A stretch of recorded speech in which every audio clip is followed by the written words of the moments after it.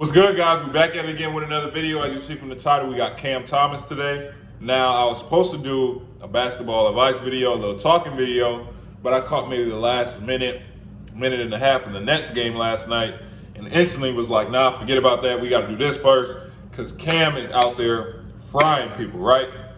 And just like Reef, just like Jalen Johnson, these aren't players who, you know what I'm saying, they just came out of nowhere and surprised. And no, this dude has been like that. He's been this good, but he dropped in the draft. Why?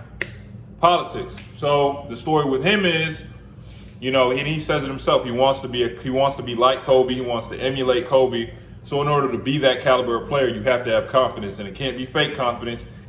It has to be real. I believe this, I'm that type of confidence, right? So apparently he went into these pre-draft interviews with the GMs, upper level in the organization, and the way he's talking to them is getting taken as arrogance. So you have that, and then of course you got agents and the people in the front office here. Oh no, don't take him. He's an extremely arrogant player. He's not going to buy in. He's not going to do what you want him to do, which is why he drops all the way to 27, right? And it's really confusing to me, because remember what I told you, even with LiAngelo, the people that translate the most into the NBA are players who know what they are, know what they do, and they're not going to try and shy away from it. So Cam is a scorer. He's been a scorer everywhere he's been. If you don't know his background, he led the EYBL in scoring. And if you don't know about AAU, I played Adidas. But if we're being honest, in terms of playing the best players day in, day out, EYBL is the best circuit. And he led the EYBL in scoring. He's Oak Hill's all-time leading scorer. Oak Hill, Brandon Jennings, Melo, who was one of the best scorers to ever pick up a basketball. Like, people have arguments about Melo being the top 5 scorers of all time, all the time. Like, and he's all time. And Cam Thomas has more points than him at Oak Hill. So put that into perspective. Like, this dude is a scorer through and through. And it obviously is translating. People sleep, you overthink it, things like that. But he's been doing this for a while. I'm not going to hold you guys up any longer. Let's go. One of the best parts of Cam's game is his ability to draw fouls. And as you can see on this possession, he understands how to use his body to force the ref to make a call. Because Cam is such a dynamic scorer, he can often get tunnel vision, as you can see here, missing his teammate on the wing, instead settling for a contested leaner over 2. He also shows that he has the ability that even when he's coming downhill with pace, he can stop on a dime and knock down the jumper. Cam is also pretty solid in the pick and roll in terms of scoring, as you can see here, not settling, attacking the big, and hanging in the air for the finish. If you couldn't tell by now, he's a legitimate 3-level scorer who can get a bucket in different ways, as you can see here, using his first step to get by the defender and finish in traffic. In isolation situations, Cam looks like an established vet in the league, just getting to his spot and raising up regardless of who the defender is. For all my young guards, once you come off a ball screen and you see that big sagging back and bluffing, it's a jumper. Cam is also a solid 3-point shooter, whether that be off the catch or off the dribble. Not only is Cam acrobatic in creating space, but also finishing at the rim. Like I said before, Cam is a 3-level scorer who can hop into a contested mid-range jumper on one possession and come downhill and knock down a floater on the next.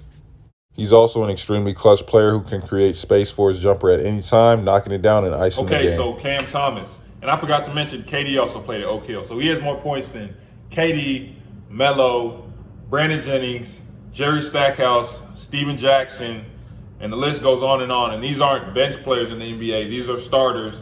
These are Hall of Famers, future Hall of Famers, 20-point per game scorers. All of them I just named, right? So just put that in perspective, how good of a scorer he actually is, which makes it even crazier how a player of that caliber can drop to 27.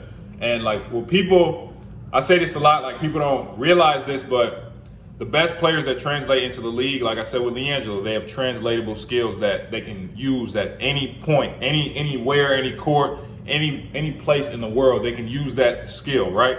So it's kind of like why there's badges in 2K. So regardless if you think a player is good or bad in the league, they have at least one NBA skill. You're not making it to the league unless you have at least one NBA level skill. So Draymond, people think he's trash, but his NBA skills are his defense, his motor, which can be an NBA skill, and then his playmaking, right? You got dudes like JJ Redick, Kyle Korver when he was playing LiAngelo. These are shooters. It don't matter where you place them, they can shoot the ball.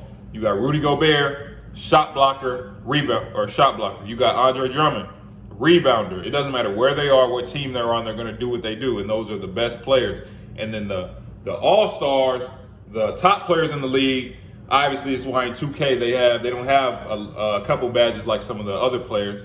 They have that's why Bron has 80,000 badges, because he has a whole lot of NBA level skills, which is why he's the GOAT. The GOAT. But back to Cam Thomas. So this dude has scored. He's been an elite scorer at every single level, and it's translatable. He's averaged. He's averaging 27 right now. Let me see what he averaged at Oak Hill. He's averaging 27 right now. He averaged 26.2 at Oak Hill with Cole Anthony on his team, who's on the Magic, and he's a scorer, so he scored like that with another score. And then he averaged 29.5 in the EYBL, which I already said is the best circuit if you really want to look at it. So this dude has been a scorer, as you see in the film, offensively. 3 levels, wherever you want it, however you want it. It don't matter whether it be he wants to get by you, easy. He get into the rim, he got all the acrobatic finishes, he got lays, he got all that. He can pull up from mid-range, whether that be coming off the pick and roll and that biggest sagging. Remember, like I told you guys in the film, for my young guards, if you're coming off a pick and roll and the big is kind of bluffing at you, like he's not really committing, but he's really worried about the roll guy, that's a pull-up. He has no problem doing that. You even saw in transition, he can come down at full speed, stop on a dime, pull up, someone's right next to him, guarding him. He can create that space with ease, knock it down, threes, same thing, and he got range with it so he can shoot it from deep. And like you saw, it really doesn't matter who's in front of him. That's what pros do, I'd say. They just get to their spots, and it doesn't matter who's in front of them. They're going to get the shot off because they've done it that many times. They rep this. I don't think people understand how many times pros actually rep these shots. It might look crazy, but they've shot that shot 10,000 or more times, right? So he can get to wherever on the court, and he's raising up, pulling up. This is that jumper he hit at the end of that game. That was his second clutch three in Summer League, and these are real close games, and these aren't, it's a tie game, and it's a tie game, and if I miss, we go to overtime, so it's not really a lot of pressure. These are big-time shots. He iced that game. He iced this game we just did, and then the last buzzer beater he had, he won the game. So, these are real buckets. This dude is really, really like that. Now, the only knock is because he is such a scorer, he wants to be like Kobe. He wants to emulate Kobe. He has that Kobe tunnel vision, right? So you see, and there's a bunch of pictures of Kobe when he used to play. They might have a teammate right here, right next to him, but he's still going to shoot the shot with 2 defenders in his face. Cam has that same thing. When he's locked in on scoring, he's going to shoot the ball. It won't matter if the teammate's open. He just won't see him, right? And with scores, they actually don't see them. It's not like he just looked them off. And scores, the only thing they're looking at is that rim. So he might actually, scores do not actually see them. So he's tunnel vision with the scoring. His defense can leave, something to be desired. But again, it just depends on what he wants to become. He's so good of a scorer, that he might become like a Harden, to be honest, where he's so good of a scorer, and Harden can pass and everything, but I'm talking about to the extent that he's so good of a scorer that you're gonna let the other stuff slide. You're not gonna ask him to facilitate your offense or to really play defense at all, because you're gonna have him shouldering so much of the scoring load on offense. He's not going to be able to do everything at the same time and still have energy to close games for you. So for him, I think it's just going to depend on what he wants to become, right? So if he does want to just be like a Kobe type, just straight bucket, he can do that. He can become like a microwave scorer. I think I saw someone said, I like this, everyone needs a Jordan Clarkson like you see in Utah, just come off the bench and give you 20 real fast, like a Lou Will type player. Or, you know what I'm saying, he can develop a little bit more, start to become more of a playmaker, and then all of a sudden you're looking at an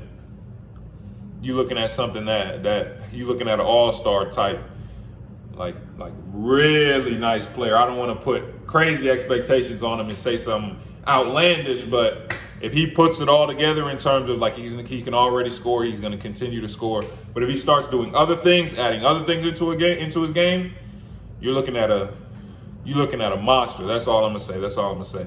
Now, in terms of the channel, I've had, because I didn't realize how early I am, I do have some extra time. So stay tuned. We might actually go on another 7 days, 14 days in a row. We might do that again. We'll see. But like, share, subscribe, turn on post notifications. I forgot to say in the last video, if you want a subscriber breakdown, send your film down to the email in the description with a game picture and your jersey number, so I know who you are on the court. Appreciate you guys watching.